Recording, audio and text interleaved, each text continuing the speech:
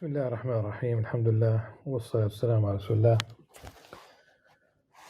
We continue with Imam Ghazali's The 99 Beautiful Names of God.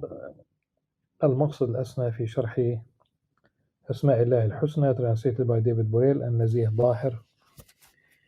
We read during the last session number 23 and 24 Al-Khafid Al-Rafi', that, and inshallah we will read and comment on Al-Mu'izz, Al-Mudhill, and maybe go also beyond this. This is number 25, and these are numbers 25 and 26, top page 83. But to catch up with Al-Khafid Al-Rafi', because there are many other meanings that one could still include in the discussion, in fact, and it's a very beautiful topic, really. Al-Rafi', let's put it this way. There is that realm of spirituality, and in the realm of spirituality, and also in the realm of knowledge, so people could basically rank high. And we talk about the rank of the prophets, الأنبياء والصديقين والشهداء والصالحين. So the rank of the prophets, the friends of God, the martyrs, the good people, not in the way people talk about, he's a good person, meaning that it's okay if she does something wrong. For example, if you talk about in the area of spirituality and knowledge, يرفع الله الذين آمنوا منكم والذين أوتوا العلم درجات. So here we have درجات. The gifts of Allah subhanahu wa ta'ala, what we call today, for example, the IQ, if you follow the Bill curve, you have those who are they are described as normal, whatever that means, between 90 and 110. And then you start talking about those who are smarter, they are intelligent, they are until you reach the level of talk about geniuses, people who basically score above 160, and there are those who scored way above that. Einstein around 160, maybe a couple of digits more. But these are gifts. So you might be gifted, yarfa. So you might be elevated in one realm, maybe not the other. So in the area of spirituality, okay, Allah subhanahu wa ta'ala raised Maryam alayhi salam above all women of earth. And we should go back to the topic of women.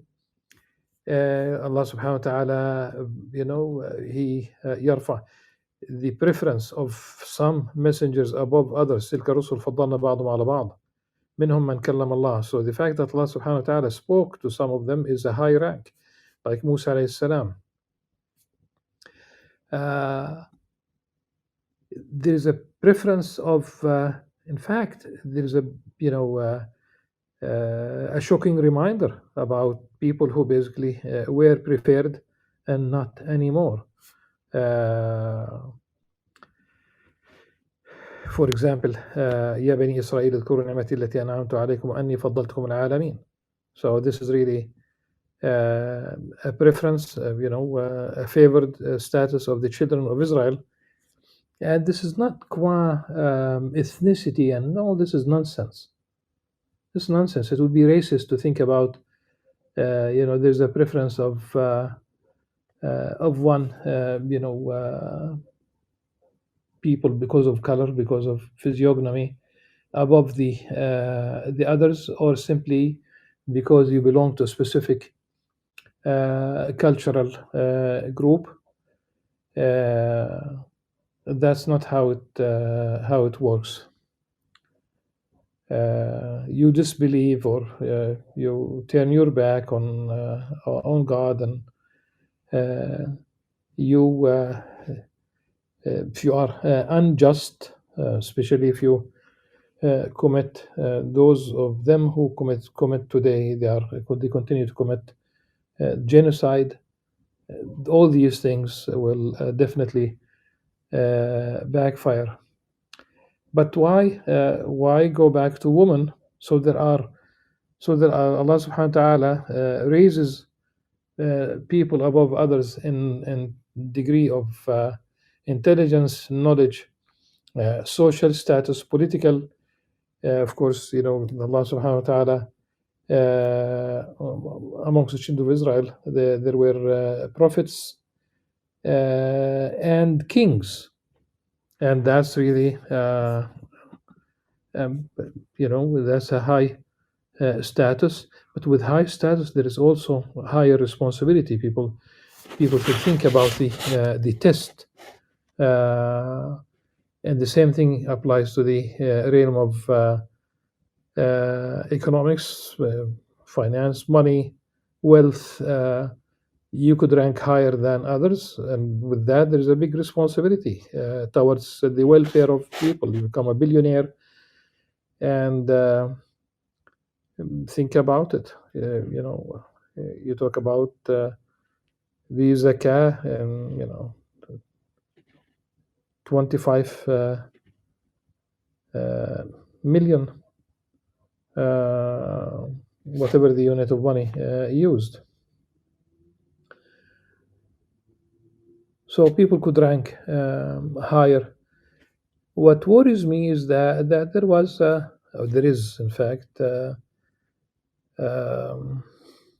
scholar who I don't doubt his scholarship integrity, and but when he spoke about those who are raised and those who are abased, خافض رافع, الخافض الرافع, he mentioned the women as like men would rank higher. I simply uh, uh,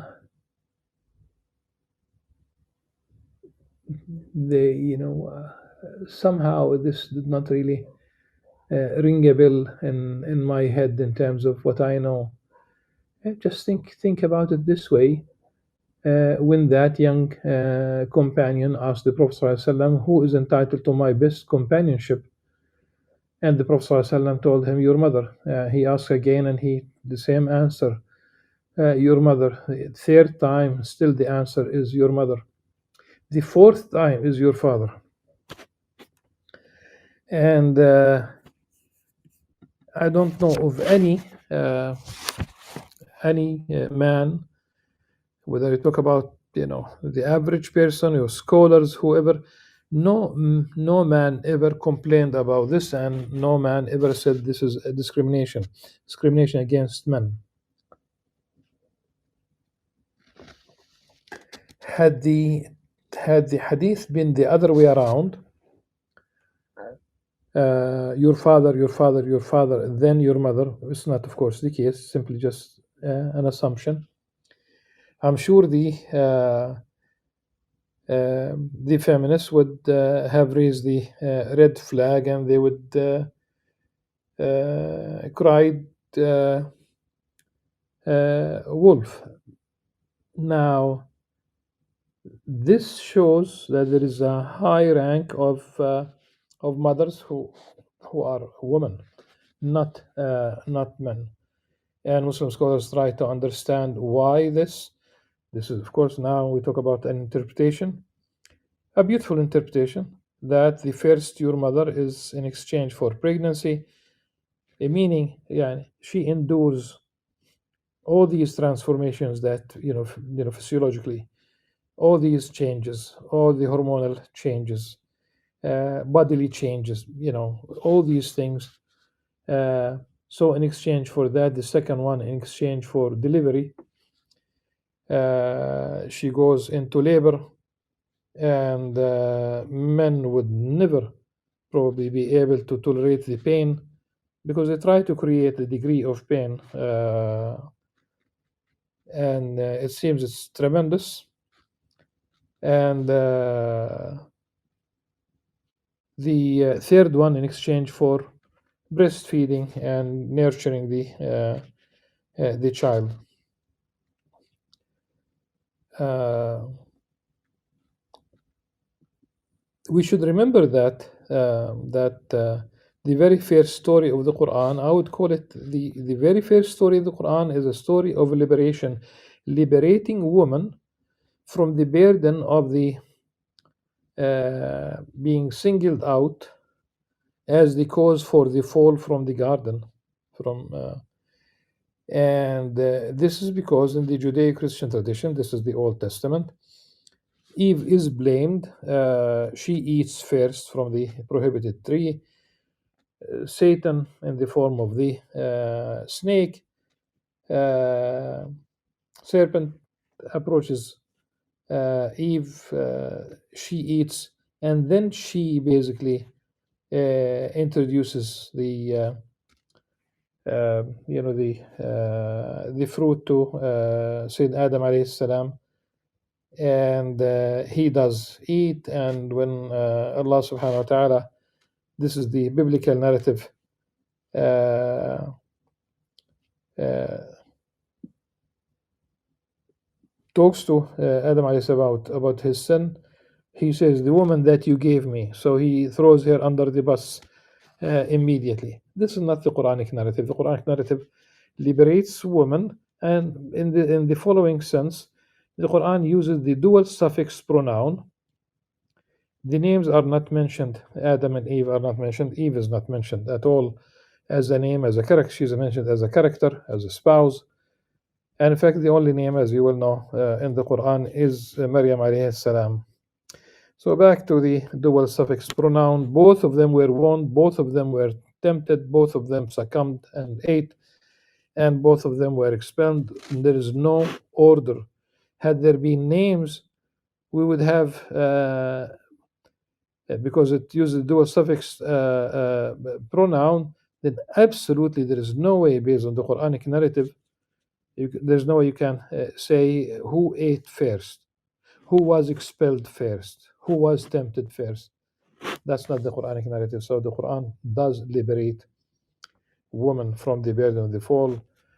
And the why I'm speaking about this, because there are those who thought that women would basically be ranked lower. No, it's they have their own role, and the contemporary society is leading women nowhere really. The call for, of course, from an Islamic perspective, it might reach the level, of course, of an obligation to seek education. We do need the both hands, men and women, in establishing a healthy, strong, advanced but ethical society. But at the same time, don't forget your femininity. Your biological clock does tick. Don't forget yourself. Maybe on another occasion I can basically even go beyond this. So al-khafid al-rafa in every aspect of life, and every time you are raised, ranking, you rank higher. It does entail a test. Al-Mu'izz al-Mudhil, top page 83, numbers 25 and 26. He who humbles, Imam Al-Ghazali says, rahimahullah,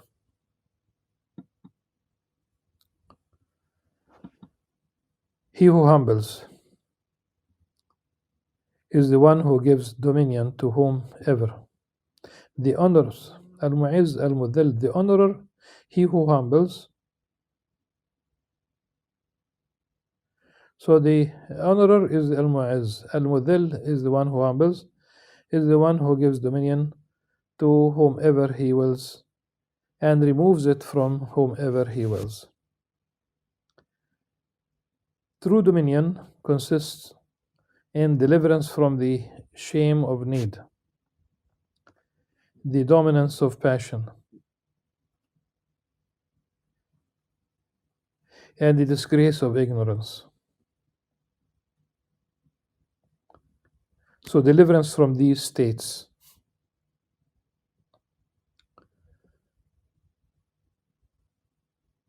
The one from whose heart he removes the veil so that he can behold the beauty of his presence, and to whom he provides contentment so that he can thereby be freed from his creation.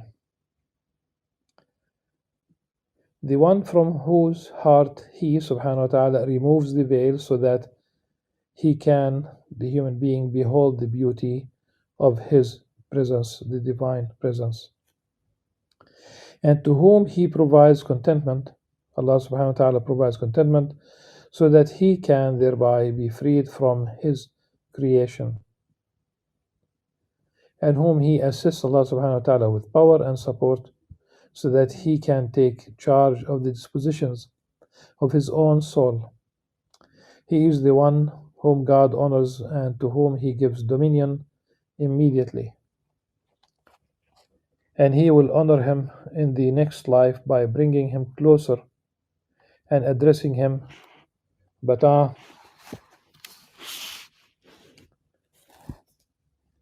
thou soul at peace, يا أيتها النفس المطمئنة, return unto thy Lord content in his good pleasure. Enter thou among my bondsmen, enter thou my garden.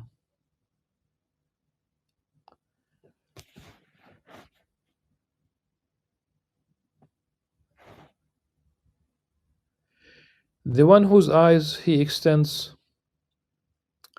over creatures until he comes to need them.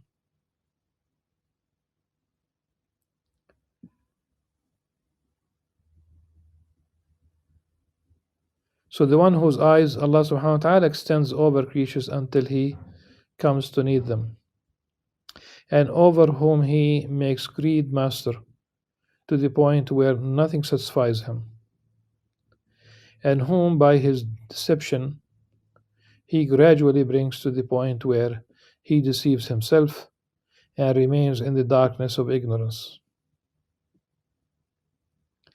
He is the one whom God humbles and from whom he snatches dominion.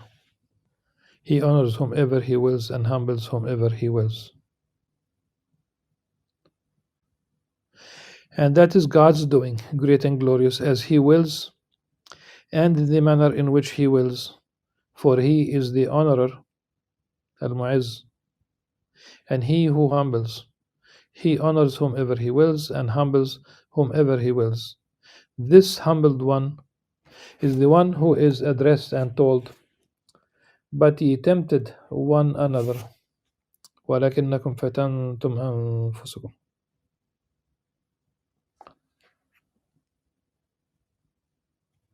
And hesitated and doubted, وتربصتم وارتبتم.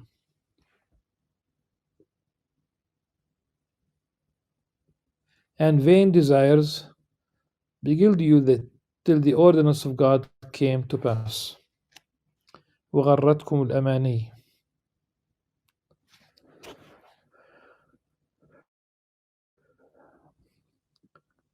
And the deceiver deceived you concerning God, so this day no ransom can be taken from you.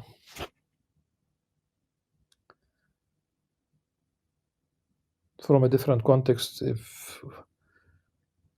if one has the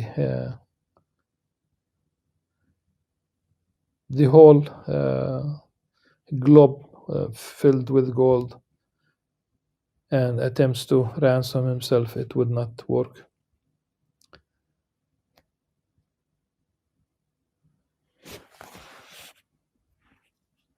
Sometimes, really, sometimes there are remarkable news about the composition of faraway planets, sometimes in different, obviously, in different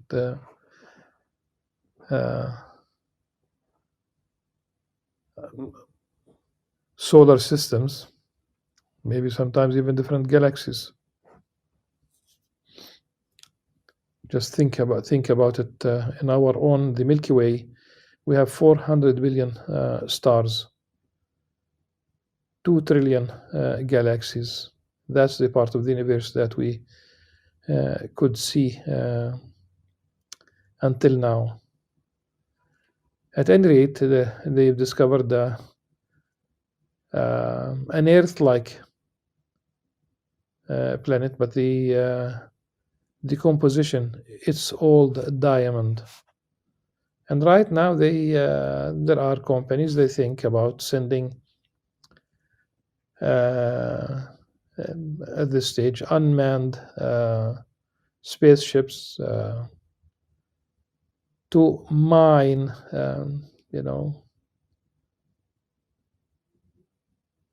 extraterrestrial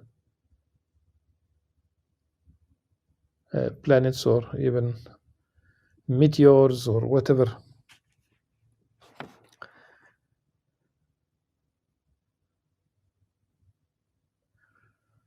Subhanallah.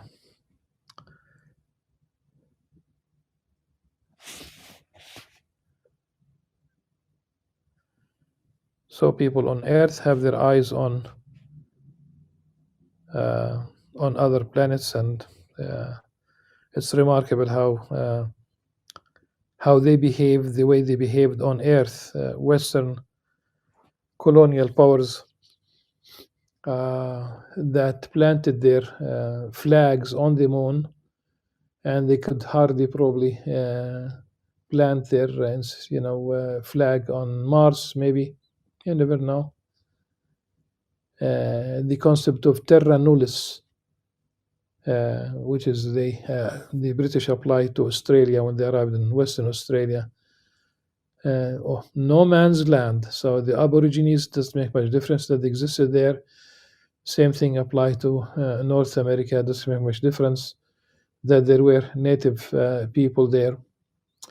And the narrative of the Zionists, when they keep saying that there is no such a thing as the Palestinian people, that they made the land, green, bloom. It's pretty much the terra nullius concept. So when no ransom can be taken, and that's on the day of judgment, this is ultimate humility. Every man who is used to facilitating the causes of honor by his action or speech possesses a share in this attribute.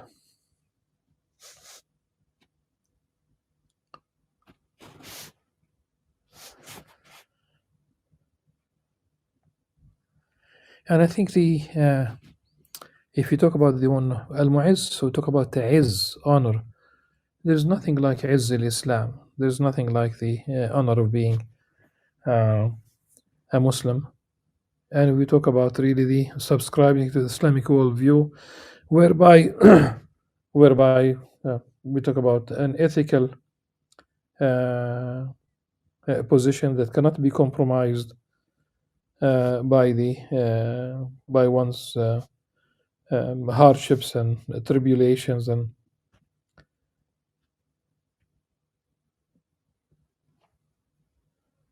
yes,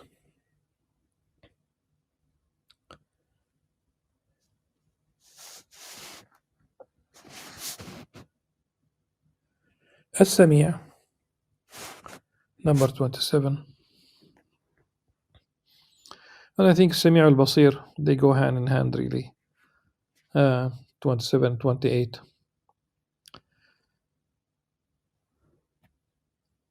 The all-hearing, he is the one from whose perception nothing audible is removed, even if it be hidden. So he hears secrets as well as whispers, and even what is subtler and more concealed than these. And here we have the very famous uh, text about he perceives the crawling of a black ant on a massive rock in the dark of night, or the darkness of the night. Or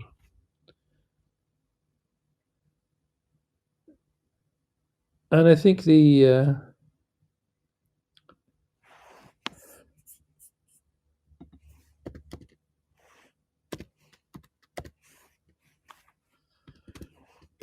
in Arabic, of course, the it is صماء. uh, على الصخرة الصماء.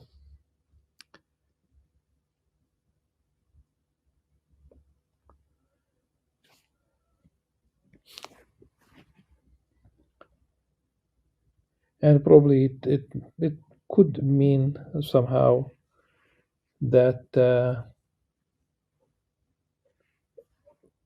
type of rock that would not make a noise, but this is again a black ant uh, in a dark night, or the darkness of the night, or the dark of the night.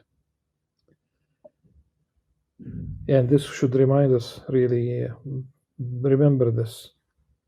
Imam Al-Ghazali in Tahafut al-Falasfa, the incoherence of the philosophers, there were three issues where he, of course, the whole book talked about 20 issues.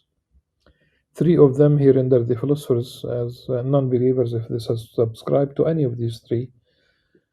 One of them, they claim that Allah subhanahu wa ta'ala does not know, He knows the universal but does not know particulars. This is really a clear answer that Allah subhanahu wa ta'ala does know the particulars.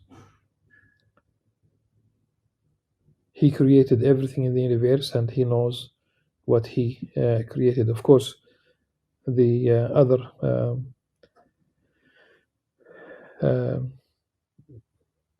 the philosophers, those they subscribed that the universe is eternal, co-eternal with God. So there's really no the notion of creation, and even that God is omniscient. Subhanallah, all are related to each other. So yes, no leaf falls except that Allah subhanahu wa ta'ala knows it.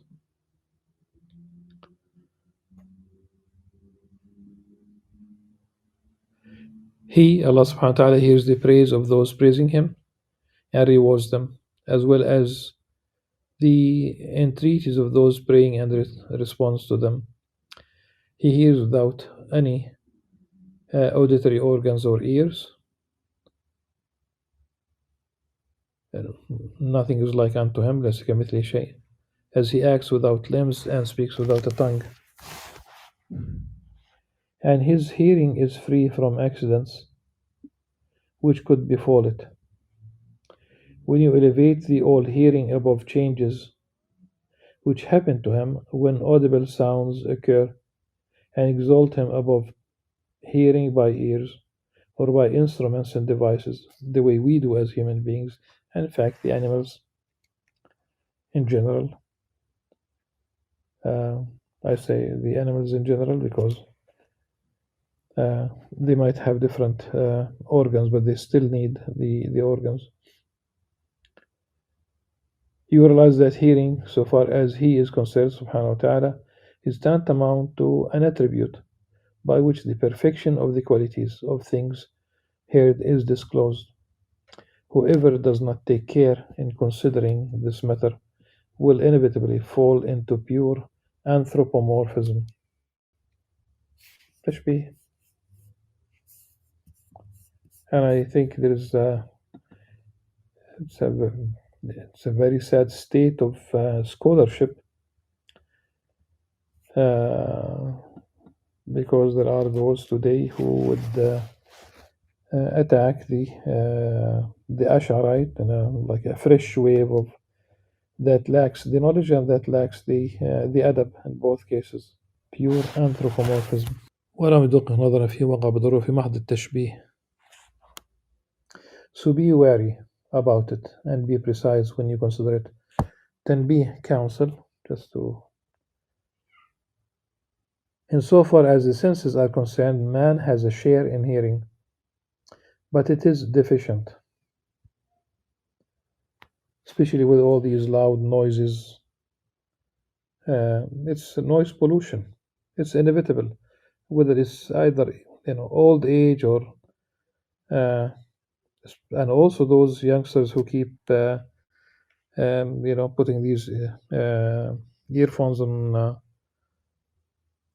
on their ears, really blasting music. Inevitably, they will it will cause loss of hearing. Partial over the years it does accumulate, but it is deficient.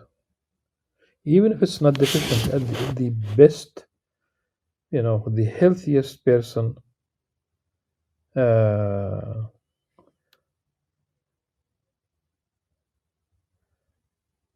is limited. The scope, the distance. Uh, you cannot hear everything. Even that there's certain sounds that are either above or below our ability to hear. So beware, yes, for he does not perceive everything audible, but only sounds nearby. Furthermore, his perception of them by means of organs and instruments is subject to deformity. If the sound is hidden, it will fail to be perceived, or if it is far away, it will not be perceived either. And if the sound is too loud, the hearing may be destroyed, so that it fades away. الصيحة, really. Yes. A man's religious gain in this is twofold. First, to realize that God, great and glorious, hears, so that he watches his tongue.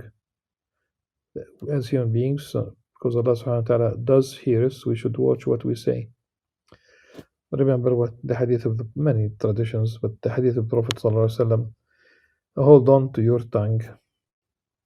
Okay. And the reaction was, are we held accountable for what we say? And the answer came ultimately from the Prophet صلى الله عليه وسلم. وهل يكب الناس على وجوههم أو قال على من آخر يوم القيامة إلا حصاد ألسنتهم. uh, uh, is it the case that the people will be thrown, pulled on their faces, or their noses to different texts on the day of judgment, except as a result of the crops, the fruit of their tongues. A man's religious gain in this is twofold. First, to realize that God, great gross, hears, so that he watches his tongue. Secondly, to know that he, subhanahu wa ta'ala, only created hearing for him to hear the word of God, great and glorious, and his book, which he revealed, so that that it means the primary purpose is to hear the word of God, of course.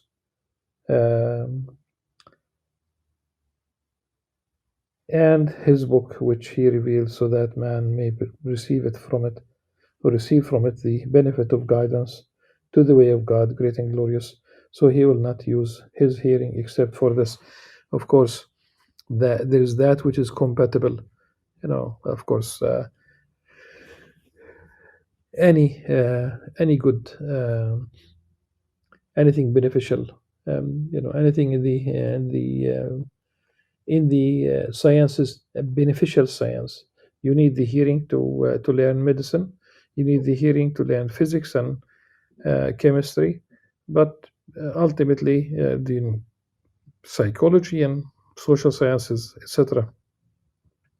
But that which is beneficial to oneself and to humanity, in accordance with the Islamic worldview, with the plan, with God's plan for humanity, in accordance with revelation with Allah Azza wa Jalla. And also remember that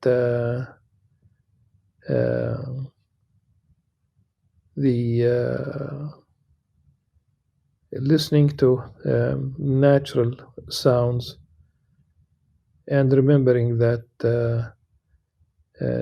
that the universe is praising lisan hal, lisan maqal, praise the name of God. And remember that in the case of Sayyidina Dawood alayhi salam, the mountains and the birds echoed his beautiful praise. Ya jibalu awwibi ma'ahu wat-tayr. So with this, inshallah, we conclude. And as I said earlier, that Sami and Al-Basir, they go hand in hand. Inshallah, in the next session, we'll deal with Al-Basir. Until then, subhanakallah wa bihamdik, nashhadu an la ilaha illa anta, astaghfiruka wa atubu ilaik. Assalamu alaikum wa rahmatullah wa barakatuh.